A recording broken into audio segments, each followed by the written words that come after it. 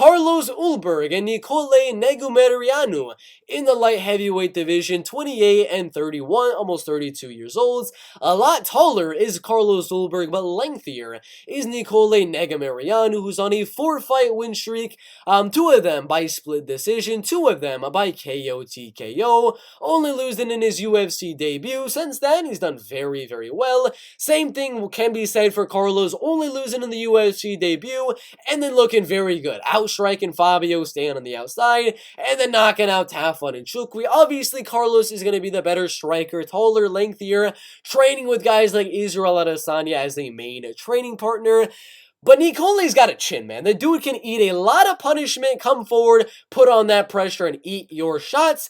Eat the best thing you got, and then mix in those takedowns. I believe Ulberg will win round number 1, standing on the outside, but that pressure non-stop coming forward nature of Nicole Negumereanu and the wrestling in round 2 and round 3, I believe Negumereanu will use that to win round 2, win round 3, and win a unanimous decision against Carlos Ulberg. My first underdog of the night is, well, the first dog and first fight of the night at plus 100, Nicole by decision.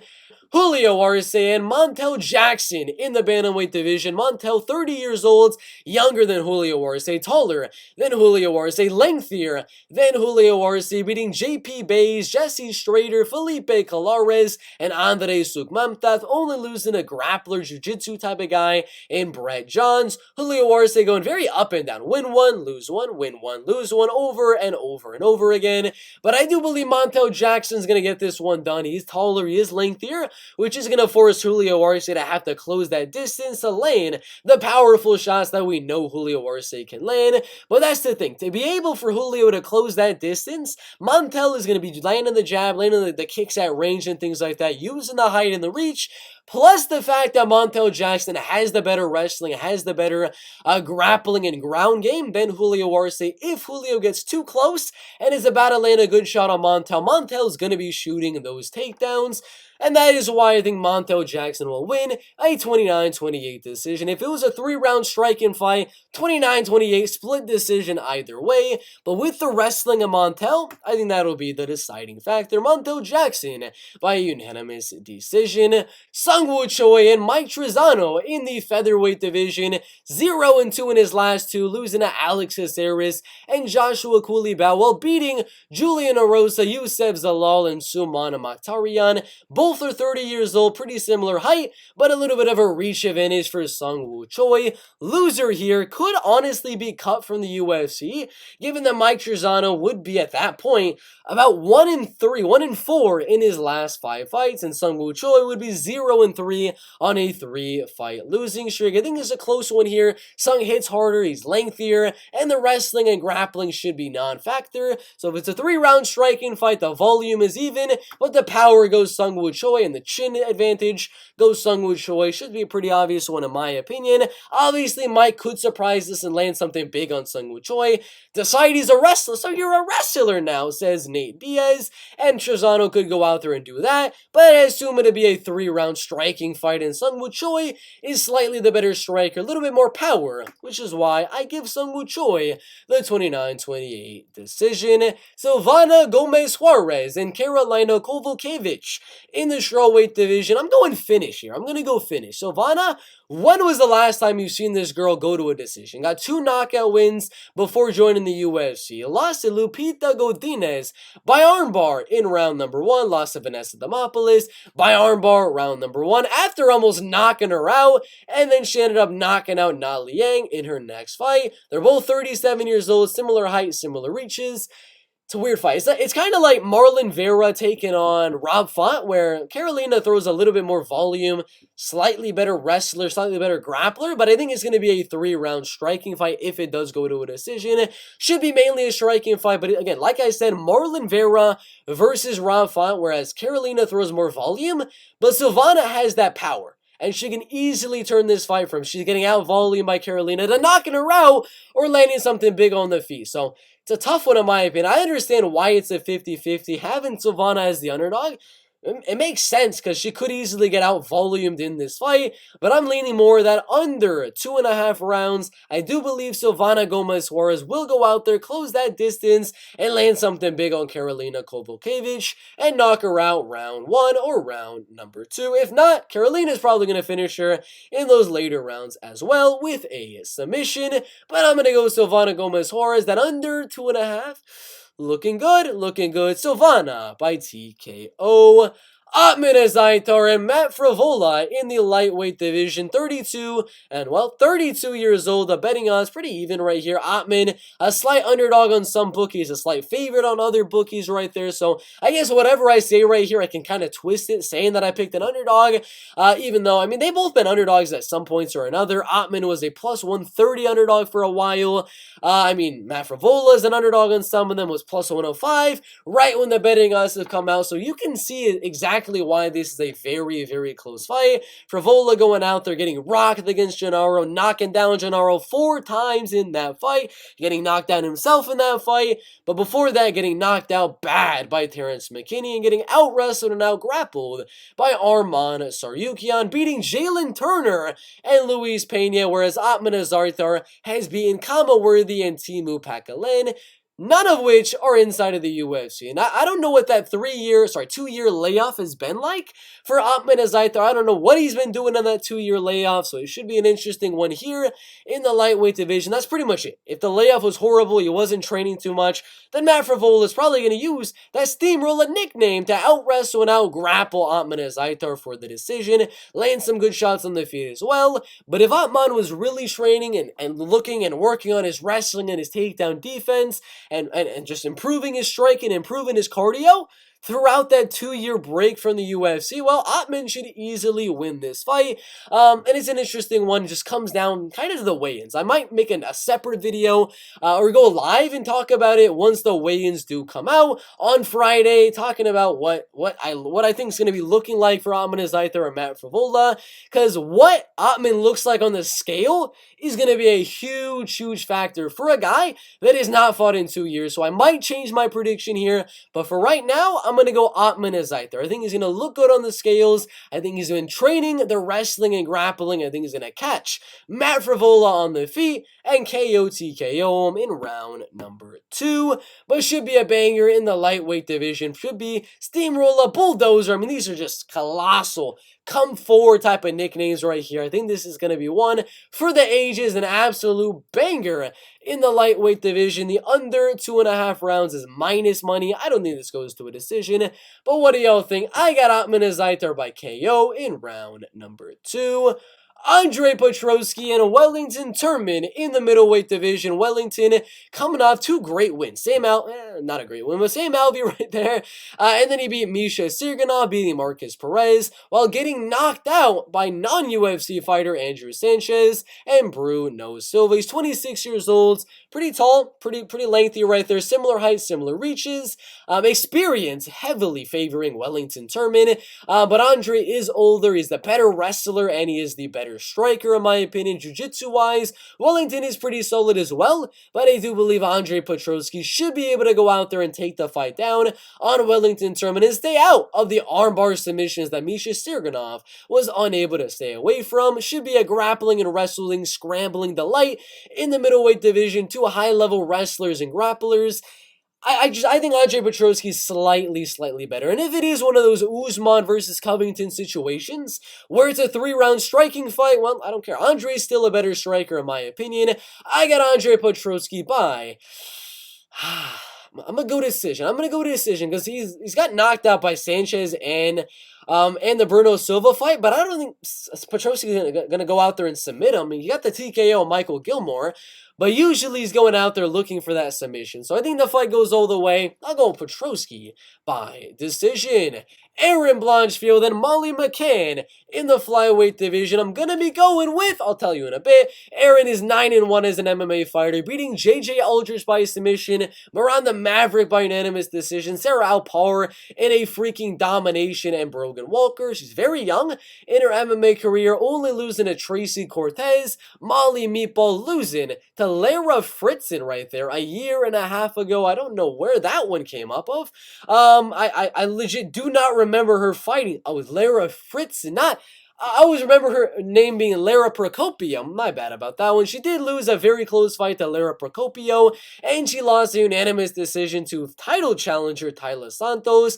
But she's a dog. She was on a 3-fight win streak before that, beating Ariane Lipski, Priscilla Cachoeira, and Diana Belbita. She's on another one and 2 knockouts in a row on Luana Carolina and Hannah Goldy. But if you remember how she's losing a lot of these fights, Jillian Robertson, Tyler Santos, and Lara Fritzen, what are they all doing to go out there and beat Molly McCann? Well, they're taking her down, they're out wrestling her, they're ground and pounding her, they're wearing her down with the wrestling and grappling and things like that. And I'm going to be honest, that's exactly what a girl like Erin Blanchfield is going to do. That's what she did to Sarah Alpar. That's what she did to Miranda Maverick. She got the submission on JJ Aldrich right there and arguably won against Tracy Cortez as well. So it should be an interesting one in my opinion. I do lean Erin Blanchfield, but I mean the striking did not look good for JJ Aldrich, for Erin Blanchfield against JJ Aldrich in the last fight. So it should be interesting to see that because Molly is definitely the better fighter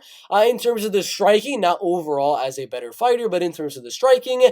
So if Molly's able to defend the takedown, this could be a good underdog bet, but I do lean Erin to be able to land those takedowns in control for the 30-27 unanimous decision.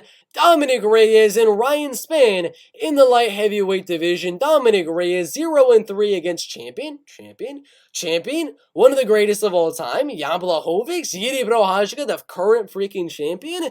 I mean, he's losing a beast right here. Ryan Spann, if he were to fight the guys that Dominic Reyes is fighting right there, he'd get smoked. He would get absolutely smoked by that, guys. I mean, who is he beating? Sam Alvey?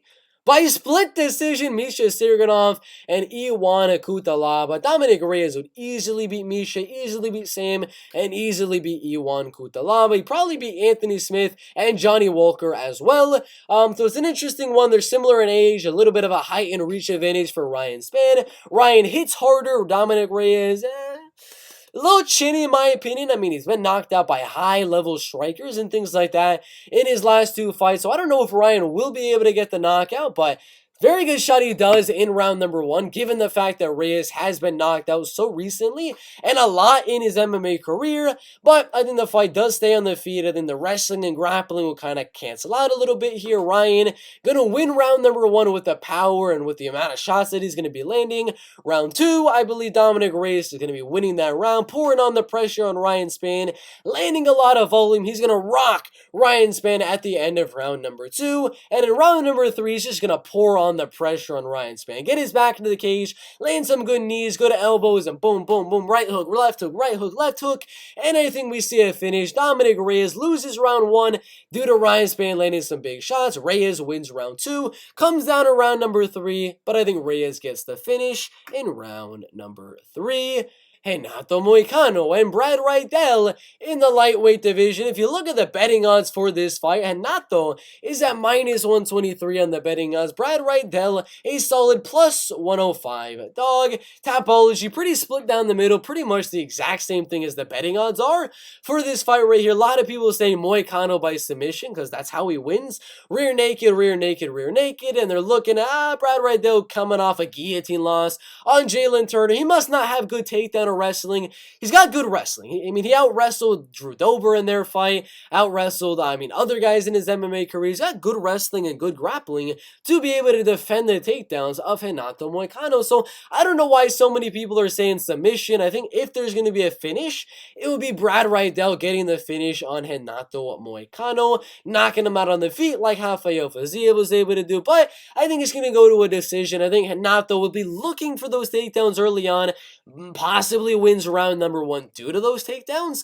but round 2, round 3, once they're sweaty, once Riddell is able to use his kickboxing and striking to stay at range, that's where I think Brad Riddell is going to outstrike Renato Moicano, win round 2, win round 3, and we got another underdog in Brad Riddell winning a 29-28 decision. Dan Hooker and Claudio Puelles in the lightweight division, the number 14 contender in the lightweight division at minus 152 On the betting odds right there, I was originally going Claudio Puelles as my early prediction. I thought possibly maybe Dan Hooker is a little bit chinned out right here. I mean, took a lot of damage in the Dustin Poirier fight, got knocked out badly by Michael Chandler, submitted by Islam, then got knocked out again by Arnold Allen, did beat Nasrat Haqparast, but uses wrestling in that fight. And I was thinking maybe Claudio's able to catch him on the feet with something, take the fight down, and control it on the ground. But the more and more that I think about this fight, I start to lean more towards Dan Hooker. I do think if you're going to bet the fight, do not bet Dan Hooker. The odds are not worth it whatsoever. But prediction-wise, I've switched. I'm going to go Dan Hooker now. I do believe he should be able to defend the takedowns of Claudio Puelles. If he's dominating Nasrat Haqparast on the ground, like he was able to do in that fight, I know Islam dominated him on the ground, but Claudio's no Islam Makhachev, in my opinion. I think Dan Hooker will be able to defend the takedowns in the later rounds. Maybe Claudio lands it in round 1, but Dan Hooker should be able to defend in those later rounds and show that volume and the kickboxing and the city kickboxing skills in round 2, round 3, possibly get close to a finish, maybe a 10-8 rounds in round 3, possibly in that round, but it should be a good one. Claudio's very live for a finish, could get a submission here on Dan Hooker. Dan Hooker is very live for a knockout in round number 3. But I think round 2 is definitely probably going to be Dan Hooker's round. Round 3 probably going to be Dan Hooker. And then round number 1 going to be Claudio Puelles. Kind of comes down to that round number 2 and who wins that round. But at that point, they're going to be sweaty and Dan Hooker is going to land some big shots. So not a super confident pick as you guys will see later. But I got Dan Hooker by a unanimous decision. Underdog time. Frankie Edgar, Chris Gutierrez in the bantamweight division, 41 and 43 years old. Do I care about the age of Frankie Edgar? A little bit. I mean, lost a unanimous decision to Max Holloway, lost to Chan Sung Jung, beat Pedro Munoz, then he got knocked out bad by Corey Sandhagen and Marlon Chito Vera. But if you remember anything about that Marlon Chito Vera fight, he was winning. He was out wrestling, out controlling Marlon Vera in that fight. And he was about to walk home a 29-28 decision win on a top 5 bantamweight. It was about to fight for the UFC belt in 1 or 2 more fights. Now he's going way down outside of the top 15 to fight Chris Gutierrez, who went out there. He beat Felipe Colares by a split decision right there. Split decision. It got a draw against Cody Durden because Cody was landing too many takedowns on Chris Gutierrez. I think that draw that he had against Cody Durden right there, and the fact that Edgar was able to out-wrestle Marlon Vera in round 1 and in round number 2. I think Chris will make it interesting and win round number 3. Frankie Edgar wins round number 1. Round 2 is going to be a super close round, but I think Frankie Edgar edges out round number 2 and wins a 29-28 split decision. Striking advantage, obviously going Chris. He's taller, he's not as lengthy, but he is taller, better kicking game, a little bit more power. Edgar has been knocked out a lot of times in the past, so maybe Gutierrez could clip him on the way in and knock him out, but I see the fight going all the way. Round 1, round 2, Edgar. Gutierrez will try to come back, and he'll do very good in round 3, and Edgar gets a farewell send-off at his UFC retirement, beating Chris Gutierrez by a split decision. Dustin the Diamond Poirier versus Michael Chandler in the lightweight division. Chandler beating Tony Ferguson, losing to Gaethje and Charles Oliveira, beating Dan Hooker and Benson Henderson. Poirier beating Hooker, Conor McGregor, Tice, and only losing to champions Habib and Charles Oliveira. Poirier is taller, he is lengthier, he's the better striker, he's got more cardio, he's got more volume. Chandler's got more power, he's got the better wrestling. So what are you going to go? Volume, cardio, round 2, round 3 striking for Poirier? Or are you going to go the wrestling and the explosiveness and the power of Michael Chandler? I'm going to go Dustin Poirier on this one. I think Chandler's got this shot to go out there and maybe finish Poirier early on in round number 1. He's always got that possibility. Almost knocked out Charles do Bronx Oliveira. He knocked out Dan Hooker. Could very well do the same here, but his main path to victory is taking Poirier down. And he might be able to do that round number 1, but I don't think he'll be able to round 2 or in round number 3. That's why I think Poirier uses his speed and uses his volume to win round 2 and win round 3 in an all-out freaking war in the UFC's lightweight division. If we're looking at the betting odds, Poirier's at minus 220 now. The odds just dropped. I mean, he started at minus 200, went up to like minus 150 at one point, and then he went down to minus 220 earlier on today. Odds to go to a decision are plus 200, which is insane. I think the fight goes to a decision, and I'm leaning plus 300 Dustin Poirier by a unanimous decision. Carla Esparza and Weili Zhang in the strawweight division. I'm going to go Weili Zhang to win. These odds are completely off.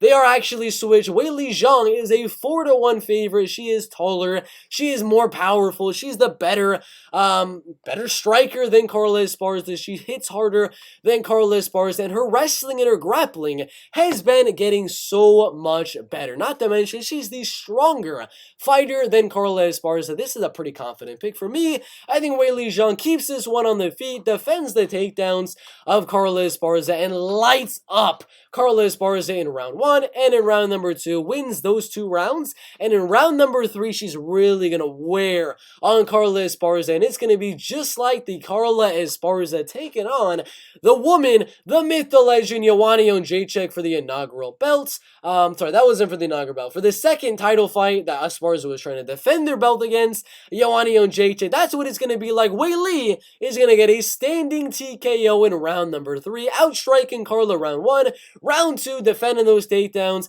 and standing TKO in her in round number 3. Alex Poatan Pereira and Israel Adesanya in the middleweight division.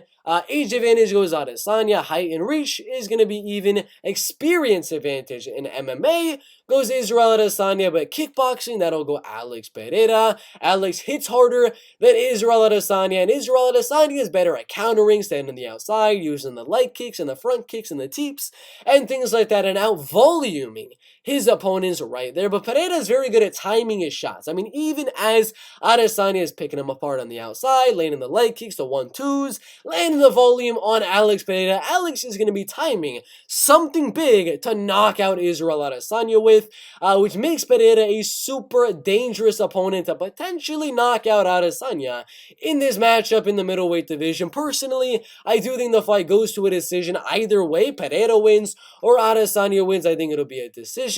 If Adesanya wins, it'll just be a 48-47, stand on the outside, running from Alex Pereira for 5 straight rounds, landing kicks on the outside, jabs, jabs, jabs, and winning a close decision. If Pereira wins, I think he'll be pressuring forward, slowly finding that timing, finding that range to clip Israel Adesanya from time to time, and using those big shots to overcrowd and overstimulate the judges to see, oh my god, Adesanya just landed 20 strikes, Pereira landed 3.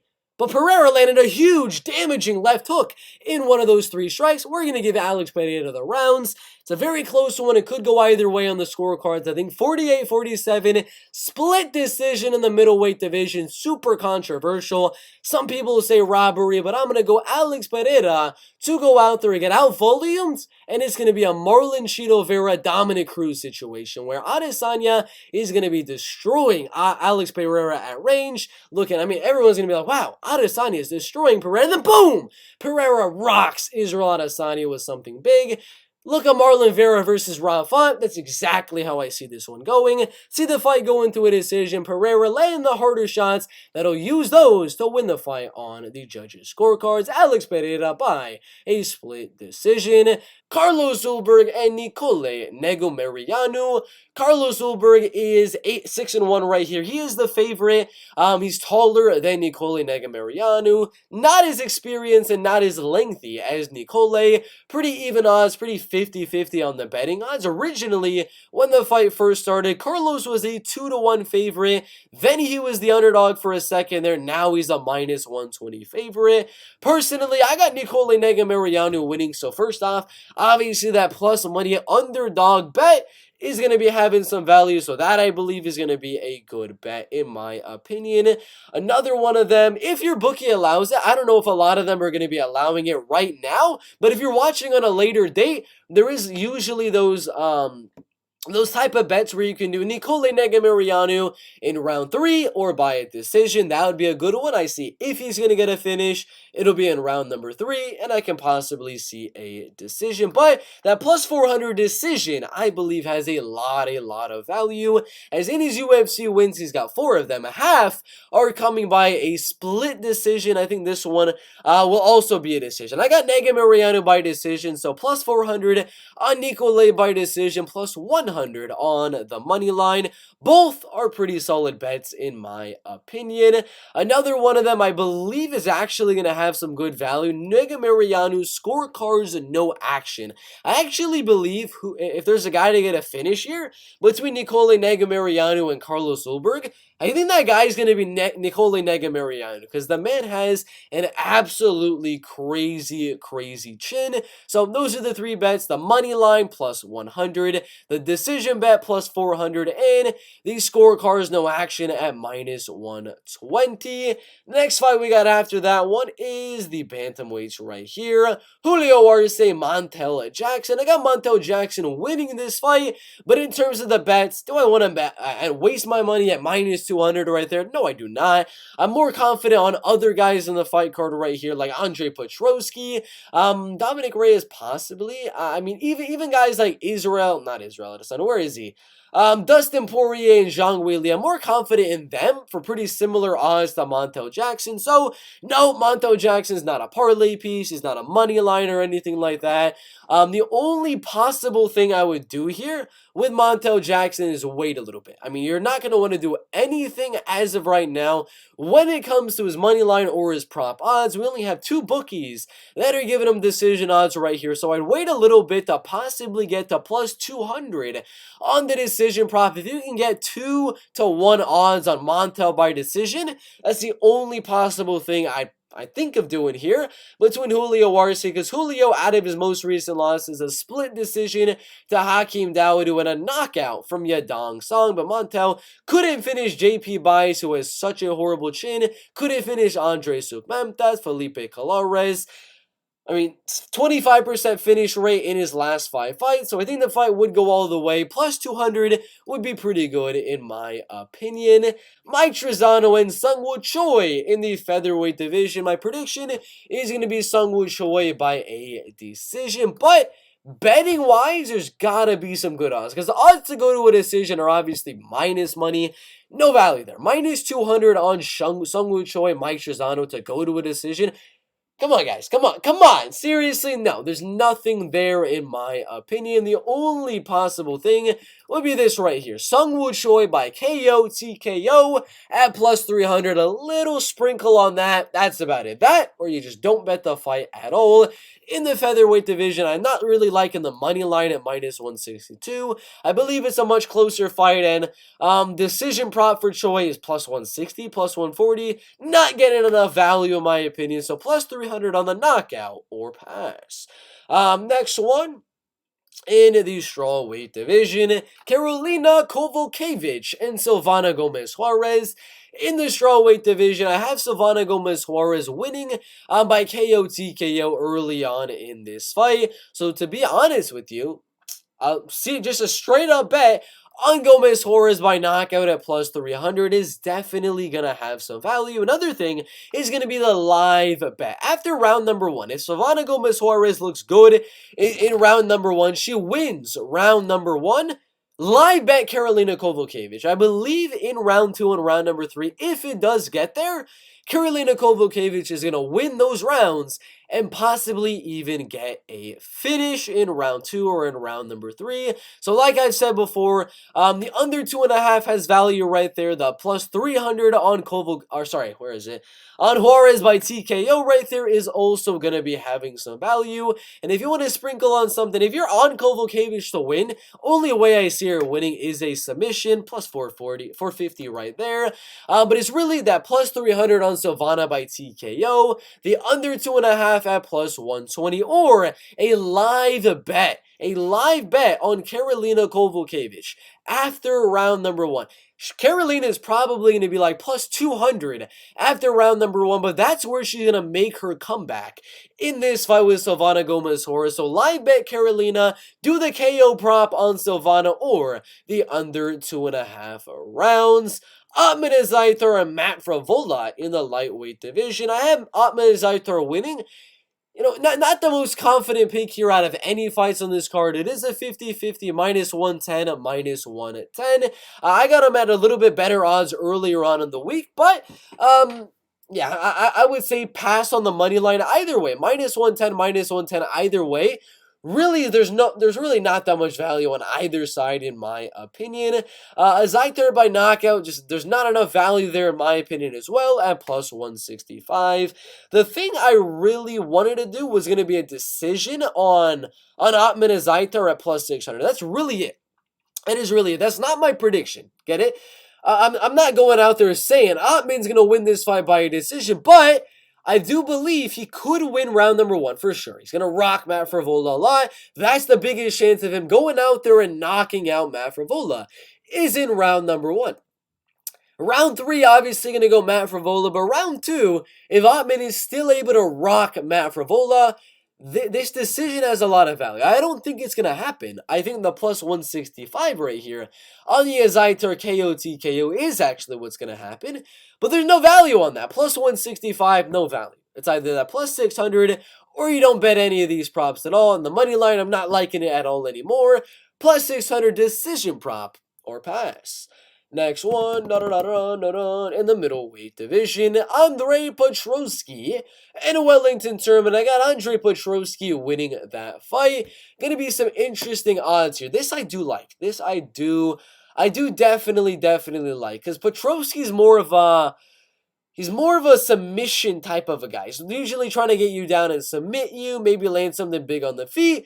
But, I mean, his striking really doesn't pose, like, the biggest threat in my opinion. So I don't think really a Petroski TKO, which is that's what they're saying is the most likely outcome here.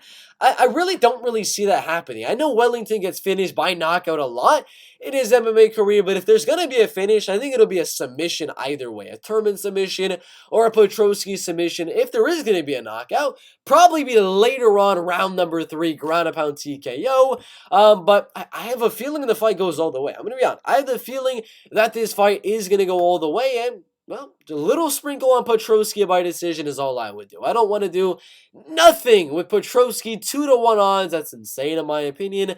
Plus 275 decision prop, or just don't bet the fight at all.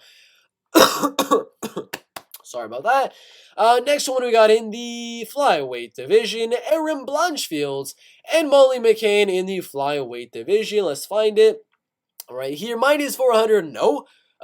No, not a parlay piece. Minus 265. That would be a parlay piece. In my opinion, that would be pretty decent. I would definitely consider putting Aaron Blanchfield in a parlay at minus 265, but now, no, now I'm really not. I'm really not trying to think about an Aaron Blanchfield parlay piece or anything like that. It's just not going to happen. So the only thing we're going to do is the obvious one. You guys already know. Molly McCann's very, very durable. She hasn't been finished by Tyler Santos, who's a very good jiu-jitsu practitioner, good ground and pound, and good submission game and things like that. Only thing is really Blanchfield by decision right there, and a little crack at McCann's scorecards, no action. I do believe if there's anyone that's going to get a finish in this fight, it is going to be Molly McCann. So Molly McCann, scorecards, no action, put that with the Blanchfield by decision to make money either way, because I highly doubt Molly is going to get finished. Next one, light heavyweight division, Dominic Reyes and Ryan Spann in the light heavyweight division. I do have Dominic Reyes winning that fight. Money line, no. Parlay, no. Over 1.5, probably not. I'd rather just do a does not start round 3 or something like that. But it's an interesting one. I don't like any of the scorecards, no actions here. Reyes by knockout really is not that good at plus 115. The only thing I would do personally here is I do have Dominic Reyes winning this fight by a 3rd round TKO or possibly even a decision. But if I'm going to bet anything, it's not going to be my prediction. It's going to be the value bet. And the value bet is something I don't think is going to happen. But given the chin that Dominic Reyes has shown in his last few fights. I know Jan Blachowicz and Yuri Prochazka, they have some crazy power. But Span by TKO, that's about it. Like, $20, $25, a quarter of a unit, zero point 0.1 units, 0.2 units, the smallest little sprinkle on Ryan Span by KO TKO. That is about it. That is literally all I would say on this fight with Ryan Span and Dominic Reyes right here. If there's a bet that you have of how the fight ends, exact method of victory, and there's a knockout one on that one. I know DraftKings has a lot of those type of things.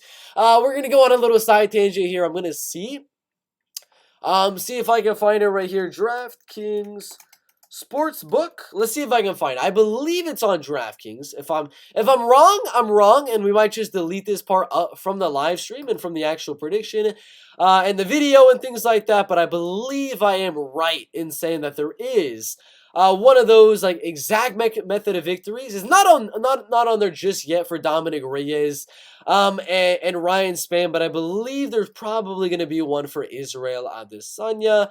Method of victory, let's see if I can find it. Goes to a decision. No, that's not it. Fight lines is not there. Winning method, possibly. Method of victory, double chance. Exact method of victory. There it is. So exact method of victory is on DraftKings right there. Minus 120 for the decision, plus 100 for the KO TKO in that fight. I don't know really what it's gonna be for Dominic Reyes and freaking Ryan Span in the light heavyweight division, but there's going to be one of these odds right here where they're going to have the decision odds, fight to go all the way, the KO odds as well, and I would venture to go towards the KO odds right there for this light heavyweight fight, because the fight to go to a decision right there is at plus 250. I'm assuming the KO prop probably going to be like I would say minus 180, minus 200 maybe, somewhere around that range, and I'd probably put a little bit of a sprinkle on that, but that's about it in the light heavyweight division. And we got the lightweights, Brad Riddell and Renato Moicano in the lightweight division. I got Brad Riddell winning, so first and foremost, obviously an underdog bet on Brad Riddell is going to have a little bit of value. Another one of them is the fight going to a decision. I do believe the fight will go all the way, and it's going to be a 3-round striking fight, and come on, plus 350 for Brad Riddell by decision. That's all I gotta say. That is value in the lightweight division. Dan Hooker, Claudio Puelles in the lightweight division. I got Dan Hooker by a decision as well. I know I got a lot of these ones going by decision, but they do have a lot of value. Because if you look at Dan Hooker by TKO, it's at plus 250 right there. Dan Hooker by decision is at plus 220. So how likely do I think, or what's the more likely outcome? A Hooker decision or a Hooker KO TKO? Personally, I lean more towards a decision, and not just a regular decision. I believe if Dan Hooker is going to be winning these rounds, they're going to be pretty dominant rounds and him outstriking Claudio Puelles on the feet. So even a plus 250 unanimous decision for Dan Hooker could have some value. And if you're on the side of Claudio Puelles, you got the dog Claudio Puelles to enter the top 15 of the lightweight division. Well, holy shnikes. Plus 750 for Puelles by a decision. And if you're just not sure who's going to win, but you believe the fight goes to a decision, there's still good odds on that. At plus 148, that's honestly not too bad as well. Personally, I'm not going to do Hooker by decision or Puelles by decision. I'm just going to stick to that goes to a decision at plus 148. Next one. I believe it's the Frankie Edgar fight right here. Frankie Edgar and Chris Gutierrez in the bantamweight division. I got Frankie Edgar by a decision. Obviously, the bets that I'm going to say are the plus money underdog bet on Frankie Edgar. That's first off. And the second one is, well, you probably guessed it based off of my prediction, is going to be Frankie Edgar by decision at plus 360.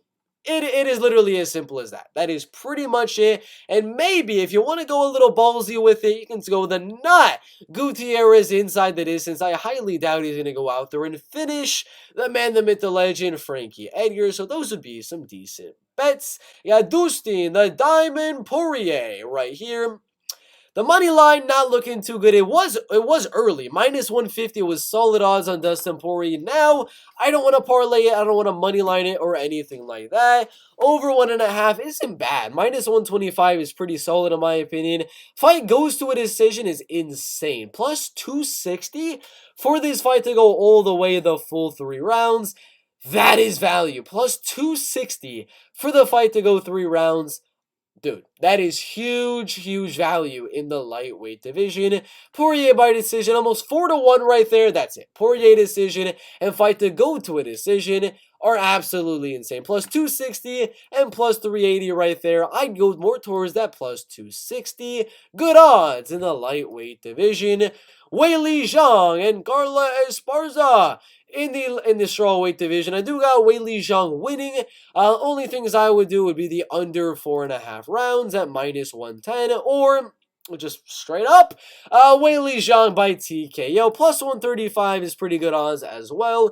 That is pretty much it. There's really not the most value out there on a Weili Zhang scorecards, no action. If you want to be ballsy and put some money on that, you can. But really, the under 4.5, maybe even the under 3.5, or does not start round number 4.